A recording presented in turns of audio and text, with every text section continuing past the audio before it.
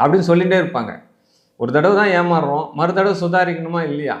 அந்த helping mind உங்களை விட்டு போகவே போகாது. அதனால் பெரிய நஷ்டம் அடைவதற்கு உண்டான ஒரு ராசியாகும். அந்த ராசி எங்கே மாட்டிக்குது அப்படின்னா அந்த இடத்த ப்ராப்ளம் வந்துடும். நல்ல நல்ல ஜாலியாக பேசுவாங்க சார். இவங்ககிட்ட பேசணும்னா நேரம் போகிறதே தெரியாது.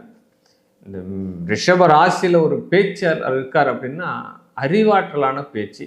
இந்த அறிவையும் சரி, ஒரு சிக்கலான விஷயத்தை பேசினா கூட அப்படியே பார்த்தோன்னா 10 பேர் யாருமே அந்த பார்வையை விலகாமல் கேட்குற மாதிரி பேசுகிறவங்க யார் அப்படின்னு பார்த்தோம் அப்படின்னா இந்த ரிஷபராசி தான்.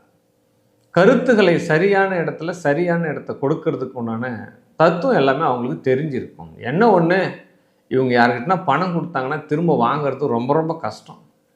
ரொம்ப பிரச்சனை பண்ணோம், கோர்ட்டுக்கு போகும், அப்போ பஞ்சாயத்துக்கு போகும், இது எல்லாமே போகும் சார். ஏன்னா அன்புக்கு அடிமையான ராசி ரிஷபராசி. அதனால்